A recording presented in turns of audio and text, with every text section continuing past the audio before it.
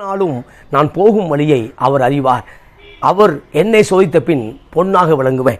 கிறிஸ்துவுக்கு மிகவும் பிரியமான அன்பு தேவனுடைய பிள்ளைகளை, இந்த நாளில் நீ போகும் பாதையை கர்த்தர் அறிந்திருக்கிறார். ஒருவேளை நான் பாதை தெரியாமல் போய் கொண்டிருக்கிறேன், என் பாதை தெரியவில்லை என்று சொன்னாலும் வழியெல்லாம் அவரை நினைத்துக் கொள்ளுங்கள். அப்பொழுது உங்கள் பாதை செவ்வையான பாதையாக இருக்கும். யோபு சொல்லும் பொழுது, யோபு 23:8 வாசிக்கும் பொழுது, இதோ நான் முன்னக போனாலும் அவர் இல்லை, பின்னக போனாலும் அவரை காணேன். முன்னே பார்க்கும் பொழுது கிறிஸ்து இல்லை, பின்னே பார்க்கும் பொழுதும் அவருடைய மகிமை காண முடியவில்லை. என் சமூகம் உனக்கு முன்பாக செல்லும் என்று சொன்ன அந்த வார்த்தை நிறைவேறவில்லை. உனக்கு பின்பாக என் மகிமை உதிக்கும் என்ற அந்த வார்த்தை வசனங்கள் நிறைவேறவில்லை. மாறாக முன்னே போய் தேடி பார்த்து கொண்டிருக்கிறேன், அவரை காண முடியவில்லை. பின்னே போய் தேடி பார்த்து கொண்டிருக்கிறேன், அவரை காண முடியவில்லை.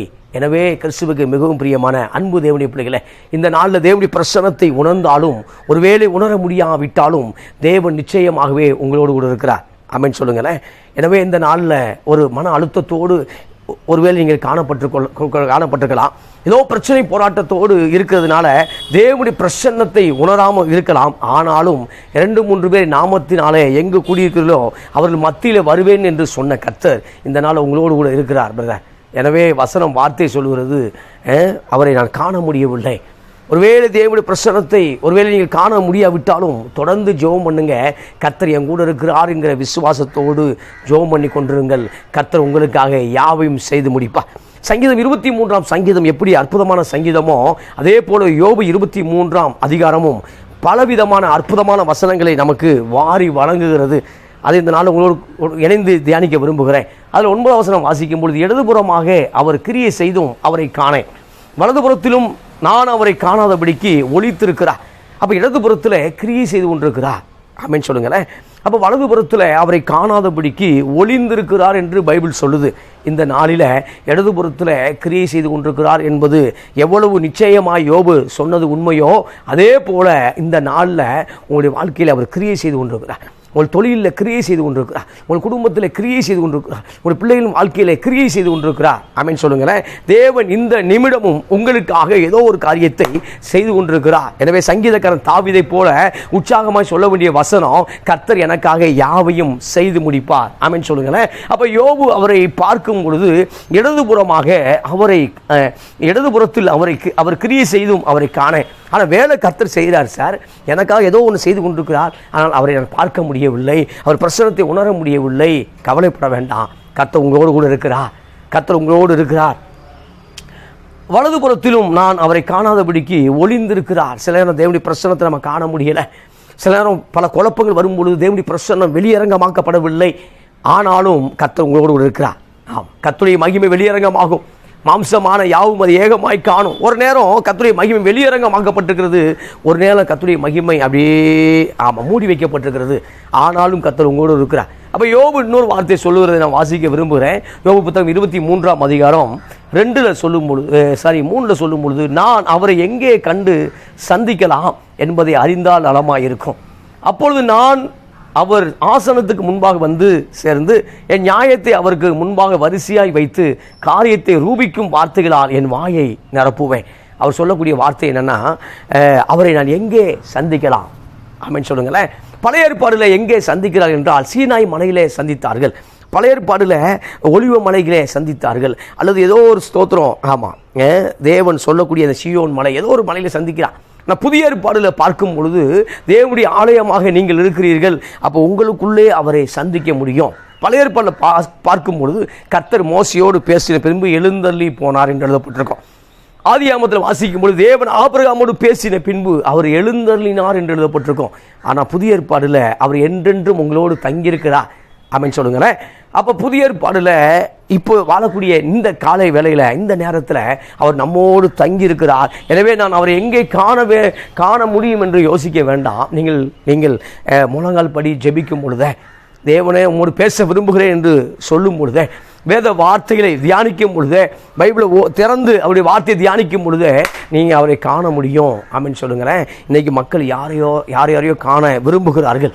பிரச்சனை போராட்டங்களுக்கு யாரையோ பார்க்க விரும்புகிறார்கள். வியாதிகள் வரும்பொழுது ஸ்தோத்திரம் முக்கியமான மருத்துவரை தேடுகிறோம், உண்மை, மாற்று கருத்து இல்லை. ஆனால் உங்களை குணமாக்கக்கூடிய உண்மையான மருத்துவர் இயேசு. முதல்ல அவரை தேடுவோம். மெடிசன் அவசியம், அதில் மாற்றுக்கிறது இல்லை. ஆனால் தேவனுடைய பிரசன்னத்தை தேடும் பொழுது நீங்கள் வியாதியிலிருந்து வெளியே வருவீர்கள், போராட்டத்திலிருந்து வெளியே வருவீர்கள், மன அமைதியை கற்றுக் கொடுப்பான். அப்போ சொல்லும் பொழுது யோபுடைய வாழ்க்கையில் அந்த பிரச்சனை நமக்கு எல்லாம் தெரியும். பயங்கரமான பிரச்சனை, பயங்கரமான புயல், பயங்கரமான சூறாவளி. இப்போ சொல்லும்போது என் நியாயத்தை நான் அவர்கிட்ட கொண்டு போகணும், அவர்கிட்ட கொண்டு போகணும். இப்போ நான் அவரை எங்கே பார்க்க முடியும் அப்படின்ற இந்த நாளில் உங்கள் நியாயத்தை கொண்டு போக வேண்டும் என்றால் அவர் சமூகத்தில் காத்துருங்க.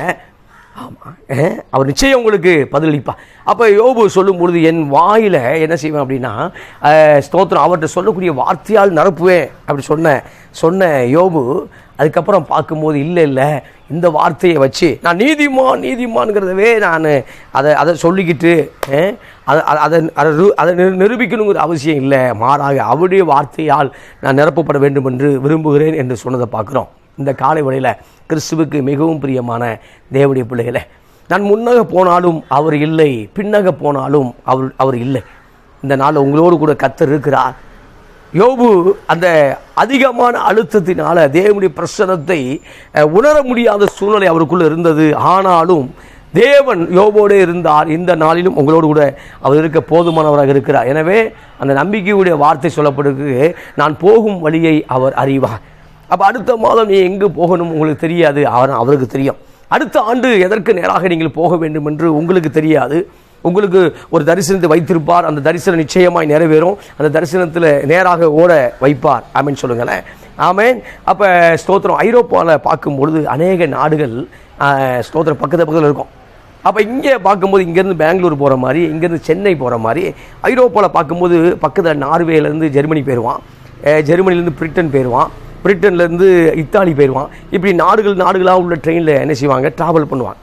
அப்போ அந்த ட்ரெயினில் ட்ராவல் பண்ண போகும்பொழுது ஒரு சுவிசேஷகர் என்ன பண்ணுறார் அப்படின்னா, அந்த ட்ரெயினில் பிரயாணப்பட்டு கொண்டிருக்கிறார். அப்பொழுது அந்த பரிசோதகர் வருகிறார், டிக்கெட் பரிசோதகர் டிடிஆர் வந்து அவரை பார்க்கும் பொழுது இவர் அந்த இவாஞ்சலிஸ்ட்டு டிக்கெட்டை தேடிக்கிட்டு இருக்கார். டிக்கெட்டை பையில் வச்சு டிக்கெட்டை தேடிக்கொண்டிருக்கிறார். டிக்கெட்டை காணவில்லை. உடனே அந்த டிக்கெட் பரிசோதகர் சொல்லுகிறார், என்ன சொல்கிறார் அப்படின்னா, நீங்கள் புகழ்பெற்ற ஒரு இவாஞ்சலிஸ்ட்னு தெரியும், எனவே நான் உங்களை நம்புகிறேன். ஒருவேளை நீங்கள் டிக்கெட் எடுக்க மறந்தாலும் அதுக்கு நான் பே பண்ணுறேன், நீங்கள் கவலைப்பட வேண்டாம், நீங்கள் தொடர்ந்து இதில் நீங்கள் பயணம் செய்யலாம், ஒன்றும் நீங்கள் என்ன செய்ய வேண்டாம், பேனிக் ஆகாதீங்க, வருத்தப்படாதீங்க அப்படி சொல்கிறாரு. ஆனாலும் அவர் அந்த இவாஞ்சலிஸ்ட் அந்த ஊழியக்காரர் அந்த டிக்கெட்டை தேடிக்கிட்டே இருக்கார். உடனே அவர் சொல்கிறார், நான் சொல்லிட்டேன்ல இருக்கட்டும் அப்படின்றாரு. இல்லை, அவர் தேடிக்கொண்டிருக்கார். அவர் சொன்ன வார்த்தை என்னென்னா, டிக்கெட் உங்களுக்கு அவசியமோ இல்லையோ அது எனக்கு அவசியமாக இருக்கிறது. காரணம் என்னவென்றால் அந்த டிக்கெட் இருந்தால் தான் நான் இப்போ எங்கே இறங்கணும்னு எனக்கு தெரியும் அப்படின்றார். ஆமேன்னு சொல்லுங்களேன். அப்போ இறங்கணும். ஏன்னா பல நாடுகளுக்கு பிரயாணப்பட்டு கொடுக்க ஊழியக்காரர் அப்போ இறங்கக்கூடிய இடம் தெரியலை அப்படின்னா அந்த டிக்கெட் அவருக்கு அவசியமாக இருக்குது. நம்முடைய வாழ்க்கையில் சில நேரம் பார்க்கும் பொழுது இந்த பிரயாணத்தில் நான் எங்கு இறங்க வேண்டும் என்று தெரியவில்லை, எங்கு போக வேண்டும் என்றும் தெரியவில்லை, எங்கு இப்போது நிறுத்தி நான் நடக்க வேண்டும் என்றும் தெரியவில்லை. ஆனால் யோபு சொல்லக்கூடிய வார்த்தை, இதெல்லாம் எனக்கு தெரியாமல் இருக்கிறது உண்மைதான், ஆனாலும் நான் போகும் வழியை அவர் அறிவார். இந்த கால வேளையில் உங்கள் வழியை அவர் அறிந்திருக்கிறார் சகோதரா, முழுமையாக நம்புங்க. உங்கள் வழியை அவர் அறிந்திருக்கிறார் சகோதரியை, முழுமையாக நம்புங்கள். அப்போ சொல்லும் பொழுது ஆமாம், ஆனாலும் என்று வரும் பொழுது என்ன நடக்குது அப்படின்னா, எங்கெல்லாம் ஆனாலும் என்று வருகிறதோ, எங்கெல்லாம் பட்டு வருதோ, அதுக்கு முன்பாக இருக்கக்கூடிய வசனங்கள் சேர்ந்து போய்விட்டன. அப்போ சொல்லும் பொழுது இதெல்லாம் சொல்லிக்கிட்டு இருக்காரு. ஆண்டவர் கிரியை செய்கிறத பார்க்க முடியல, கிரியை செய்கிறார், ஆனால் அவரை பார்க்க முடியல, அவர் ஒளிந்திருக்கிறான்னு சொல்கிறாரு, அவர் சமூகத்தை நான் பார்க்க முடியலை. இதெல்லாம் சொல்லிவிட்டு யோபு சொன்ன ஒரு வார்த்தை, ஆனாலும் நான் போகும் வழியை அவர் அறிவார். இந்த நாளில் நீங்கள் போகக்கூடிய வழியை அவர் அறிவார். அது மட்டுமல்ல, உங்களை இப்போ நீங்கள் அந்த ஒரு டெஸ்டிங் பீரியடு, சோதனை ஓட்டத்தில் நீங்கள் இருக்கலாம். அவர் உங்களை சோதித்த பின்பு நீங்கள் சுத்த பொன்னாக விளங்க முடியும். ஆமாம், பொண்ணுக்கு தான் அதிகமான, கோல்டுக்கு தான் அதிகமான சோதனையாக இருக்கிறது. ஆமாம், கோல்டு அதிகமான சோதனை ஊடாக அந்த நெருப்பில் உள்ளே போய் தான் அது அழகான ஆபரணங்களாக ஒரு நல்ல ஒரு மோதிரமாக, கம்மலாக, ஒரு நல்ல செயினாக கிடைக்கிறது. அப்போ அதிகமான சோதனைக்குள்ளாக உள்ளே போகும் பொழுது அது அழகான ஒரு ஆபரணங்களாக வெளியே வருகிறது. ஒருவேளை இப்பொழுது சோதனை ஓட்டத்தில் இருக்கக்கூடிய அருமையான சகோதரா சகோதரியே, தேவன் உன்னை அழகான ஆபரணங்களாக வடித்து கொண்டிருக்கிறார், அதை செய்து கொண்டிருக்கிறார். எனவே இந்த நாளிலும் உனக்காக ஒரு கிரியை செய்து கொண்டிருக்கிறார். நீ வியாதியிலே மதிப்பதில்லை, வியாதியிலிருந்து வெளியே வருவீர்கள். உன் பிள்ளையின் காரியங்களை கர்த்தர் கவனித்துக் கொள்வார். உன் தேவைகளை அவர் சந்திப்பார். இன்னொரு வசனத்தை வாசிக்க விரும்புகிறேன். அதில் யோபு புத்தகம் 23ஆம் அதிகாரம் 12 சொல்லும் பொழுது, அவர் உதடுகளின் கற்பனைகளை விட்டு நான் பின் வாங்குவதில்லை, அவருடைய வாயின் வார்த்தைகளை எனக்கு வேண்டிய ஆகாரத்தை பார்க்கிலும் அதிகமாய் காத்து கொண்டேன். அப்போ அவருடைய உதடுகளின் கற்பனையை விட்டு நான் பின் வாங்குவதில்லை. பிரச்சனை வரும் பொழுது சபைக்கு போக மாட்டேன் அப்படின்றாய். பிரச்சனை வரும் பொழுது மண்டையை சொரிஞ்சே எங்கேயோ போகலாம்னு நினைக்கிறேன், சபைக்கு போக வேண்டாம்ன்றாய். பிரச்சனை போராட்டங்கள் வரும் பொழுது சாமி வேண்டாங்கிறாய். ஆனால் பிரச்சனை வரும் பொழுதும் அதிகமாக இறைவனை தேட முடியும், தேட வேண்டும். அப்போ அதில் தான் நாம் இன்னும் ஸ்தோத்திரம் அதிகமாக நம்முடைய நம்முடைய ஃபவுண்டேஷனை காத்துக்கொள்ள முடியும். அப்போ அவருடைய கற்பனைகளை நான் இன்னும் அதை பின்வாங்குவதில்லை. அதை அவருடைய உதவிகளின் வார்த்தைகளை நான் பின்வாங்குவதில்லை. இப்போ அடுத்த வசனம் சொல்லும்போது அவருடைய வாயின் வார்த்தைகளை எனக்கு வேண்டிய ஆகாரத்தை காட்டிலும் எனக்கு எந்த உணவு அதிகமாக பிடிக்குதோ, எந்த ஆகாரம் இன்றைக்கி மார்னிங்கில் எந்த ஃபுட் எடுத்து நல்லாயிருக்கும், லன்ச் எதுக்கு போகலாம், டின்னருக்கு எதுக்கு போகலாம், அப்போ எனக்கு எந்த ஆகாரம் பிடிக்கிறதோ, சில பேர் நான்வெஜ்லேயே கிடப்பான். அப்போ எனக்கு எந்த ஆகாரம் பிடிக்கிறதோ அதை பார்க்கிலும் நான் என்ன செய்கிறேன்னா உங்களுடைய வார்த்தையை காத்துக்கொண்டேன். அந்த ஆகாரத்தை பார்க்கிலும் அதிகமாக அவருடைய வார்த்தையை காத்துக்கொண்டேன். ஆமென் சொல்லுங்களேன். அப்போ டெய்லி சோறுங்கிறோம். சோறை காட்டிலும் கடமை இருக்கிறது. ஆமென் சொல்லுங்களேன். உணவை காட்டிலும் தரிசனம் இருக்கிறது. ஆமென் சொல்லுங்களேன். அப்போ உணவை காட்டிலும் மனுஷன் அப்பத்தினால மாத்திரமல்ல, தேவனுடைய வாயிலிருந்து புறப்படுகிற ஒவ்வொரு வார்த்தையிலும் பிழைப்பான். ஒவ்வொரு வார்த்தையிலும் பிழைக்க முடியும். எனவே நீங்கள் பிழைக்கத்தக்க அவருடைய வார்த்தையை தேடுங்கள். ஆமென் சொல்லுங்களேன். அப்போ ஓசியாவில் வாசிக்கிறோம், பெத்தேலை தேடாதீர்கள், கில்காலுக்கு போகாதீர்கள். கர்த்தருடைய வார்த்தையை தேடுங்க, கர்த்தருடைய வார்த்தை உங்களை குணமாக்கும். அப்போ அவருடைய ஆகாரத்தை பார்க்கிலும், அது சொல்கிறார், ஆகாரத்தை பார்க்கிலும் அதிகமாய் எதை காத்துக்கொள்கிறாருன்னா வசனத்தை, வார்த்தையை காத்துக்கொள்ளுகிறார். ஆமென் சொல்லுங்களேன். நிதானமாக இருக்க வேண்டும். கோவப்படும் போது கொஞ்சம் நிதானம். நம்ம நிதானமாக இருக்கும் பொழுது தான் அவருடைய வார்த்தை நமக்குள்ளேருந்து வெளியே வரும். ஆமென் சொல்லுங்களேன். அப்போ அவர் சொல்லும் பொழுது அவருடைய வார்த்தையை உணவை காட்டிலும் ஆகாரத்தை காட்டிலும் நான் காத்துக்கொண்டேன். இந்த நாளில் வசனத்தை காத்துக்கொள்ளுங்க, வார்த்தையை காத்துக்கொள்ளுங்க. சோதனை வரும்பொழுது தேவனுடைய வார்த்தையை பேசுங்க. கிறிஸ்து வனாந்தரத்தில் சோதனைக்காரன் முன்பாக, சாத்தானுக்கு முன்பாக பேசின வார்த்தை உபாகம் புத்தகத்தில் எடுத்து அவர் ஒவ்வொரு வார்த்தைகளையும் அவர் பிசாசுக்கு பதிலளிக்கிறத பார்க்குறோம். அப்போ உபாகம் புத்தகத்தில் அவர் படிக்காமல் இருந்தால் உபாகம் புத்தகத்தை பேசியிருக்கவே முடியாது. நீ வேதத்தை வாசிக்காமல் இருந்தீங்க அப்படின்னா வேத பகுதியிலிருந்து அந்த பிரச்சனை வரும்போது எந்த வசனத்தையும் எடுத்து காமிக்க முடியாது. எனவே உங்கள் இருதயம் இந்த நாளில் வசனத்தினாலும் வார்த்தையினாலும் நிறைவதாக என்று நான் உங்களுக்காய் வேண்டிக் கொள்கிறேன். ஆமென் சொல்லுங்களேன். அப்போ இதெல்லாம் சொல்லும் பொழுது யோபு இன்னொரு விசுவாசமான வார்த்தை உள்ளிருந்து கிளம்புது. ஆமென் சொல்லுங்களேன். அப்போ வசனம் வார்த்தை உள்ளே இருக்கும் பொழுது விசுவாசம் உள்ளிருந்து கிளம்பும். அது என்ன கிளம்புது அப்படின்னா, அதில் வாசிக்கிற 23ஆம் அதிகாரம் 14 சொல்லும்பொழுது, எனக்கு குறித்திருக்கிறதை அவர் நிறைவேற்றுவார். இப்படிப்பட்டவைகள் இன்னும் அநேகம் அவரிடத்தில் உண்டு. அப்போ ஒன்று தெரிந்து கொண்டார், எனக்கு குறித்திருக்கிறதை அவர் நிச்சயம் நிறைவேற்றுவார். ஆமென் சொல்லுங்களேன். அப்போ உங்களுக்கு குறித்திருக்கிறத, உங்களுக்கு தர வேண்டியதை அடுத்தவனுக்கு தந்துட மாட்டார். ஆமென் சொல்லுங்களேன். மைக்கிளுக்கு தர வேண்டியதை ராபர்ட்டுக்கு தந்துட மாட்டார். ஸ்டீஃபனுக்கு தர வேண்டியதை இன்னொரு சேவியருக்கு தந்துட மாட்டேன். அப்போ அவனுக்கு தர வேண்டிய நன்மைகளை அவனுக்கு நேராக கர்த்தர் அளிக்க முடியும். ஆமென் சொல்லுங்களேன். அப்போ யோபு ஒரு திட்டமாக, தீர்மானமாக சொல்லப்பட்ட வார்த்தை, சொல்லியிருக்கிற வார்த்தை, எனக்கு குறித்திருக்கிறதை அவர் நிச்சயம் நிறைவேற்றுவார். எனவே தயவு செய்து நிச்சயம் நிறைவேற்றுவார் என்று நம்புங்க. நான் உனக்கு சொல்லவில்லையா? நான் உனக்கு சொல்லவில்லையா? ஆல்ரெடி மார்த்தால் மரியாதை சொல்லியிருக்க. என்னை விசுவாசிக்கிறவன் மரித்தாலும் பிழைப்பான். அப்போ இப்போ பிழைக்கப் போகிறார். லாசரு உயிரோடு வளர்ப்போகிறார். நீ நம்பிக்கையை மட்டும் வைத்திருந்தால் போதும். 4 நாட்கள் ஆகிவிட்டதே, நாருமே இது உன்னுடைய கவலை அல்ல. நீ யோசிக்க வேண்டிய அவசியம் இல்லை. 4 நாள் ஆகிவிட்டது, நாருமே. அது அவருக்கு தெரியும். ஆமென் சொல்லுங்களேன். இந்த பிரச்சனை எல்லை கடந்து போய்விட்டது, இது வாய்ப்பு இல்லை என்று நீ சொல்லி கொண்டிருக்கலாம். ஆனால் எல்லாவற்றையும் கடந்தவர். ஆமென் சொல்லுங்களேன். எல்லாவற்றையும் கடந்தவர் நிச்சயமாக உனக்கு நல்ல ஒரு காரியத்தை செய்ய முடியும். எனவே நம்முடைய குறுகிய அந்த மூளை அறிவை வைத்துவிட்டு நம்முடைய இந்த ஸ்தோத்திர ஒரு குறிப்பிட்ட வரையறுக்கப்பட்ட அந்த ஞானத்தை வைத்து கொண்டு எல்லையற்ற அந்த தெய்வீக ஞானத்தை அறிந்து கொள்வது கடினமாக இருக்கிறது. ஆமென் சொல்லுங்கள். அது கடினமான காரியம். எனவே காட் இஸ் மிஸ்ட்ரி. தேவன் ஒரு மர்மமாக இருக்கிறார். God is mystery. அப்போ அந்த மர்மத்தை நான் அறிந்து கொள்ள வேண்டும். அறிய முடியாதல்ல, காடி சீக்ரெட் அல்ல, மிஸ்ட்ரி. அப்போ நான் அதை இன்னும் அறிந்து கொள்ள வேண்டும், ஒவ்வொரு நாளும் அறிந்து கொள்ள ஒரு வெளிப்பாடுகளை பெற்றுக்கொண்டே இருக்க முடியும். அதைத்தான் யோபு சொல்லும்போது அவரை நான் எங்கே சந்திக்கலாம், நான் அவரை எங்கே பார்க்க முடியும், எங்கே அவரை மீட் பண்ண முடியும் அப்படின்னு அவர் கேட்குறத பார்க்குறோம். ஏன்னா தேவன் அந்த தேவனுடைய மர்மத்தை அதை உடைக்க விரும்புகிறார். ஆமாம், அந்த மர்மம் உடைத்து தான் இயேசுவா வந்தார். அப்போ இயேசுக்குள்ளே ஸ்தோத்திரம் இன்னும் அந்த இயேசுவை இன்னும் அறிந்து கொள்ள வேண்டும் என்று பரிசுத்தாவி கொடுக்கப்பட்டிருக்கிறார். அப்போ பரிசுத்தாவின் மூலமாக இன்னும் பிதாவை என்ன செய்ய முடியும், அறிந்து கொள்ள முடியும். எனவே அந்த மிஸ்ட்ரி என்பது மர்மம், அந்த மர்மத்தை நீங்கள் இன்னும் அறிய வேண்டும். அதுதான் தேவன் விரும்புகிறார். ஆமென் சொல்லுங்களேன். அப்போ அந்த மர்மத்தை அறிய தேவன் எனக்கு குறித்திருக்கிறதை நிச்சயம் நிறைவேற்றுவார் என்கிற ஒரு ஆணித்தரமான நம்பிக்கைக்குள்ள யோபு கடந்து வந்தது போல இந்த நாள் அப்படிப்பட்ட நம்பிக்கையில் நீங்கள் கடந்து வரும்படியாய் ஆமாம் தேவன் விரும்புகிறார். ஆமாம், நானும் விரும்புகிறேன், தேவன் விரும்புகிறார். அப்போ சொல்லும் பொழுது மார்த்தாள் மரியாளுக்கு நான் உனக்கு சொல்லவில்லையா, ஏன் சொல்லனா, என்னை விசுவாசிக்கிறவருடைய உள்ளத்தில் ஜீவ தண்ணீர் ஓடும், அது ஒரு பக்கம். என்னை விசுவாசிக்கிற மரித்தாலும் பிழைப்பான்.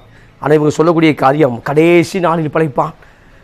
இப்போது 4 நாளுக்கு ஆகிட்டு நெகட்டிவான பதிலாக இருக்கிறது. ஆனால் தேவன் அவருடைய வாழ்க்கையில் அப்பொழுதே அற்புதத்தை செய்தார். ஆமென் சொல்லுங்களேன்.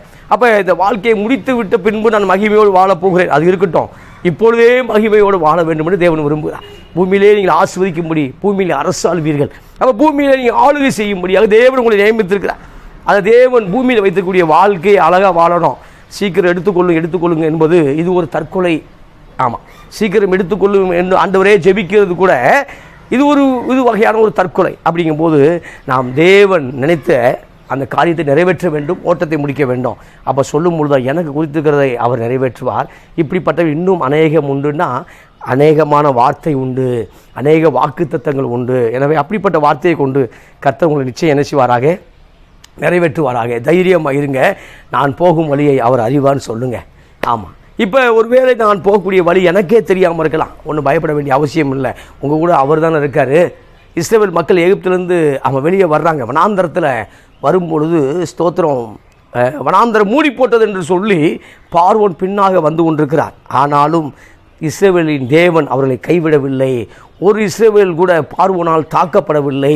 ஒரு இஸ்ரவேல் மனிதன் கூட செங்கடலுக்குள்ளாக மடிந்து போகவில்லை, செத்து போகலை, வனாந்தரத்தில் செத்து போகலை.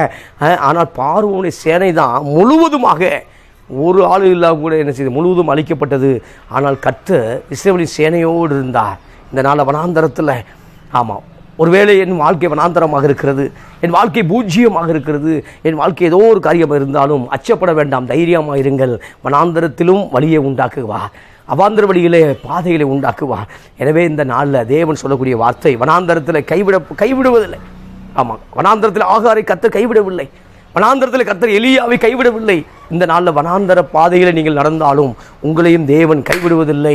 அதற்கு மாறாக கைகளை பிடித்து நடத்த அவர் போதுமானவர் இருக்கிறார். கைகளை பிடித்து நடத்துவார். இந்த மாதம் உங்களை கைகளை பிடித்து நடத்துவார். இந்த ஆண்டு உங்களை கைகளை பிடித்து நடத்துவார். எனவே வழி தெரியவில்லை பிரதர், சோர்ந்து போகாதீங்க, நீங்கள் போகக்கூடிய வழியை அவர் அறிவார். எனவே அவர் உங்களை அழகாக கொண்டு போவார். கர்த்தர் தாமே உங்களோடு இருந்து பெரிய காரியங்களை செய்வாராக. ஆமென்.